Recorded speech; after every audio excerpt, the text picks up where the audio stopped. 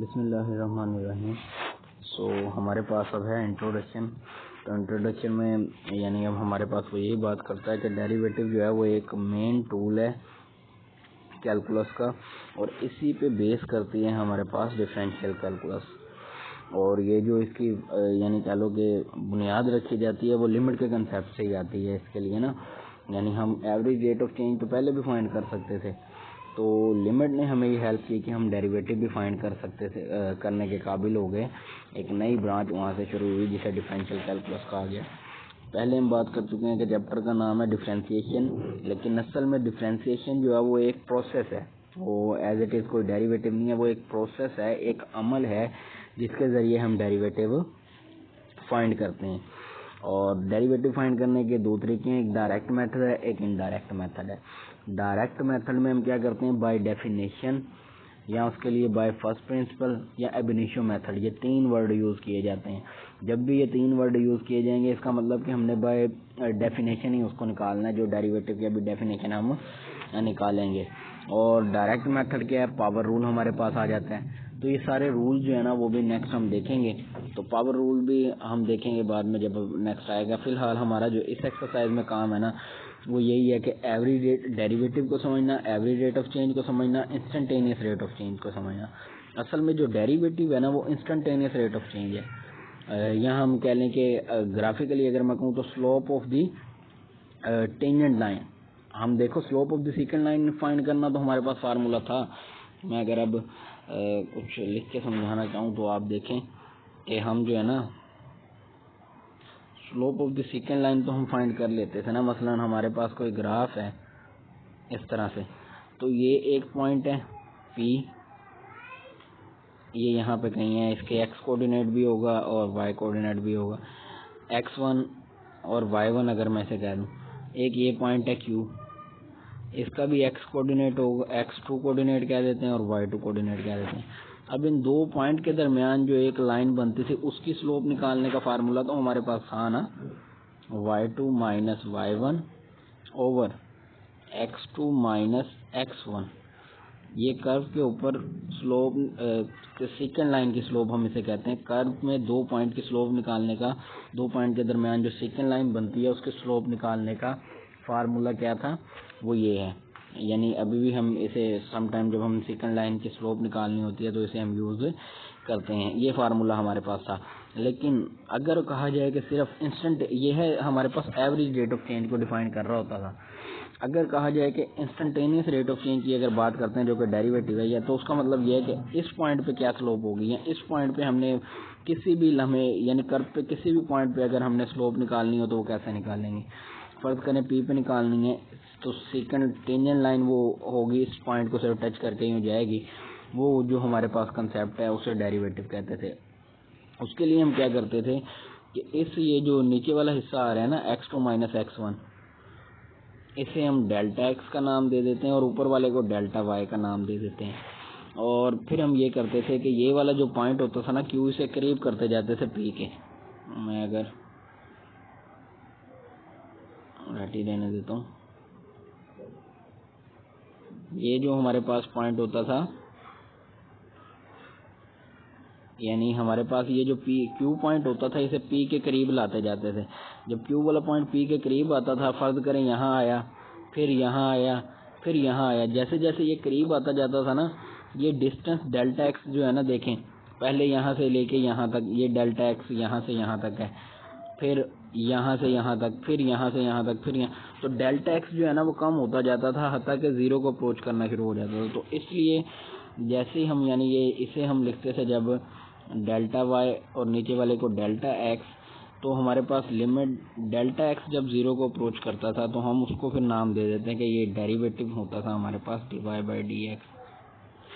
तो ये हमारे पास असल में इसका कंसेप्ट है। आगे उसने दूसरे तरीके से भी अगर एक्सप्लेन किया होगा तो वो यही चीज़ होगी, यानी असल में चीज़ यही है। हम आगे अब इसे रेड पे ले जाके इसे भी मैं ख़त्म कर देता हूँ। ये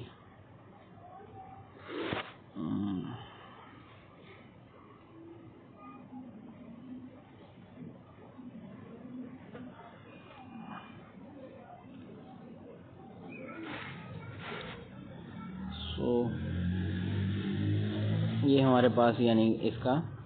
डेरिवेटिव का जो ज्योमेट्रिकल यानी ग्राफिकल इसके जो रिप्रेजेंटेशन थी हमने वो देख ली। अच्छा, अब देखें हम अगर बात करें यानी हमारे पास देखें यहाँ पर डेरिवेटिव की हमने बात कर ली कि वो असल में क्या है, रेशो होती है change in x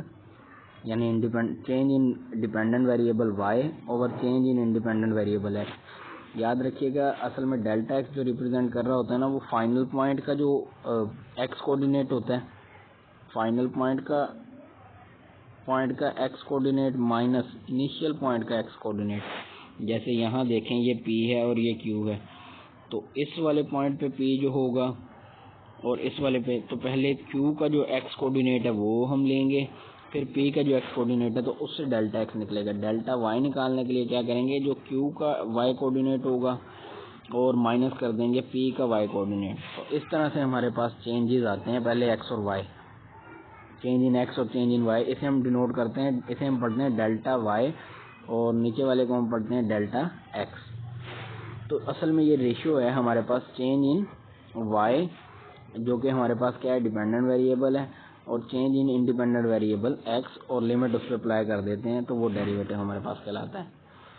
so next हमारे पास देखें वो डिपेंडेंट वेरिएबल का कंसेप्ट दे रहा है जो कि हमें पहले भी पता है, मैं पहले इसे बड़ी डिटेल से बता चुका हूँ, और वो फिर इसे एक्सप्लेन कर रहा है कि the amount of income tax you pay on the amount of your income. तो यहाँ पर देखें जितनी आप इनकम कमा रहे हैं आज़ादाना तरीके से, उतनी ही हमारे पास उसकी क्या बनेगी, उसके कोरस्पोंडेंस ही हमारे पास उसका इनकम टैक्स बनेगा। यानी जो आपकी इनकम है वो फिर इंडिपेंडेंट होगी और उसके कोरस्पोंडेंस जो टैक्स वाला वेरिएबल हम जिससे भी उसे नोट करेंगे, इनकम टैक्स वाला वेरिएबल, वो हमारे पास क्या होगा, डिपेंड कर रहा होगा हमारे इनकम पे। इसी तरह से उसने एग्जांपल दिए, मैं पहले भी बता चुका हूँ कि हर वो चीज़ जो हम आज़ादाना तौर पे चेंज कर सकते हैं किसी फंक्शन में, हर वो वेरिएबल हमारे पास इंडिपेंडेंट वेरिएबल है, और उसे चेंज करने से जो दूसरे वेरिएबल पे इफेक्ट आए वो हमारे पास डिपेंडेंट वेरिएबल है। इंडिपेंडेंट वो है जो आज़ाद वेरिएबल है जिसे हम अपनी मर्जी से चेंज कर सकते हैं। सो आगे हमारे पास देखें इंडिपेंडेंट डिपेंडेंट के बाद अब यहाँ पर उसने एक एग्जांपल से किया काम, ये देखें उसने एक एग्जांपल लिया, उसने ना कहा कि familiar situation related to change in dependent with respect to change in independent is the driver makes the run of 120 miles trip from Peshawar to Islamabad. अब वो पेशावर से इस्लामाबाद वो करते जाता है, 2 घंटे का सफ़र है, ज़ीरो टाइम, यानी जब पेशावर से उसने स्टार्ट करने लगा तो ज़ीरो डिस्टेंस उसने कवर किया था। आधे घंटे के बाद उसने कितना सफ़र डिस्टेंस ट्रैवल कर लिया, 24 माइल्स, और 1 घंटे में उसने 54 माइल्स कर लिया, फिर 1.5 घंटे में उसने ये कर लिया, और 2 घंटों में 120 किलोमीटर 120 माइल्स का सफ़र उसने तय कर लिया। अब उसने कहा कि फंक्शन क्या है, असल में फंक्शन हमारे पास है distance from Peshawar at a time t then the table shows. अब देखो ये एफ ऑफ 0 पे 0 ही आ रहा है, एफ ऑफ 0.5 जब हम लेते हैं तो 24 आ रहा है ना, ये रहा, और एफ ऑफ 2 पे अगर मैं देखूं तो ये आ रहा है, एफ ऑफ 1.5 पे ये आ रहा है हमारे पास। सो द डिस्टेंस ट्रेवल्ड, अब देखें मैं चाहता हूँ कि डिस्टेंस ट्रेवल जो किया है ना इसके दरमियान में कितना हमने डिस्टेंस वो किया है, distance travel from time 1.5 to 2 is, इसके दरमियान में कितना डिस्टेंस हमने ट्रैवल किया है उसका चेंज निकाल लेंगे, यानी F of 2 minus F of 1.5, 120 में से माइनस कर देंगे हम कितना 88, तो 32, यानी चेंज इन डिपेंडेंट वेरिएबल हमारे पास क्या आ रहा है, चेंज इन डिस्टेंस जो हमारे पास आ रहा है वो कितना आ रहा है 32, और इंडिपेंडेंट टाइम, क्योंकि टाइम को हम रोक नहीं सकते, वो अपनी मर्जी से चेंज होता है, तो टाइम में अगर देखें तो वो क्या होगा फिर 2 माइनस 1.5, तो वो कितना आएगा 0.5, तो वो हम निकाल के देख लेते हैं यहाँ पर, इसलिए निकाला नहीं हुआ लेकिन वो यही बनेगा। इसी तरह अगर वो कहता है कि ये 1 और 1.5 के दरमियान में हमने देखना कितना डिस्टेंस है, तो क्या करेंगे 1.5 की वैल्यू जो आ रही है 88 और 1.1 की जो वैल्यू आ रही है 54, ये निकाली हुई है उसने दोनों, उनको डिफरेंस लेंगे तो 35 आ रहा है, 35 चेंज इन डिपेंडेंट वेरिएबल ये हमारे पास आ रहा है। तो अगर इन दोनों की हम रेशो ले लेना इन दो के दरमियान वाली, यानी चेंज इन डिपेंडेंट वेरिएबल जैसे इसका आया है एफ, यानी यही चीज़ देखें वो F O 1.5 minus F O 1.2, और इसमें से मैं माइनस कर दूं 1.5 माइनस 1, तो ये जो चेंज हमारे पास आएगा ये हमारे पास होगा एवरेज रेट ऑफ चेंज उसका। तो ये हमारे पास उसने एक कंसेप्ट दिया कि एवरेज रेट ऑफ चेंज कैसे हम फाइंड करते हैं। सो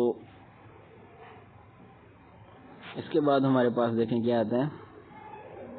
concept of rate of change. अब वही पहले हम बात कर रहे थे किसकी, एवरेज रेट ऑफ चेंज की हम बात कर रहे थे ना, और उसने बताया था कि कैसे चेंज इन डिपेंडेंट वेरिएबल जो है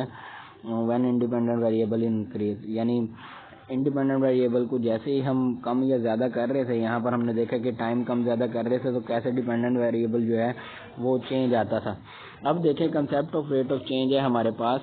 उसमें हमने क्या करना है कि हमारे पास वो देखें, ये बात मैं ऊपर वैसे समझा चुका हूँ लेकिन फिर उसने इसी चीज़ को एक्सप्लेन किया है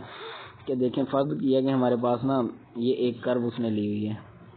ये कर्व ली है, ये जो पिंक कलर में डिनोट किया है, ये एक कर्व उसने y equal to f of x कोई फंक्शन का ग्राफ इस तरह का बनता है, उसने क्या फर्ज किया। फिर उसने 2 पॉइंट ले लिए, एक p पॉइंट ले लिया और एक q पॉइंट ले लिया। अब देखें ये p और q के दरमियान में जो लाइन आ रही है ना, ये हमारे पास है सेकेंड लाइन, यही है, यानी इन 2 पॉइंट से पास करके जाने वाली लाइन को सेकंड लाइन कहते हैं। और इसके स्लोप भी हम निकाल सकते हैं, वो पीछे मैं बता चुका हूँ कैसे, कि इसका जो हमारे पास अगर देखें मैं पॉइंट P के जो कोऑर्डिनेट है उसे मैं x, y लेता हूँ,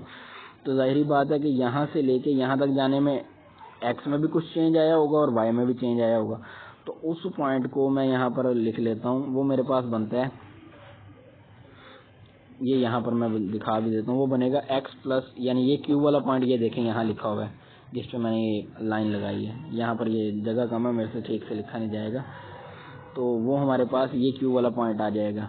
कि x plus delta x comma y plus delta y. तो q वाला पॉइंट क्या है, ये वाला पॉइंट है, अब याद रखना है ये जो लिखा हुआ है ये हो जाएगा, यानी चेंज हो जाएगा ना जब मैं यहाँ से लेकर, यानी इस p पॉइंट से जब मैं मूव करके q पे जाऊँगा, q वाले पॉइंट पे, तो कुछ x में चेंज आएगा कुछ y में चेंज आएगा, यानी इतना डिस्टेंस x में चेंज आएगा और इतना डिस्टेंस y में चेंज आएगा हमारे पास।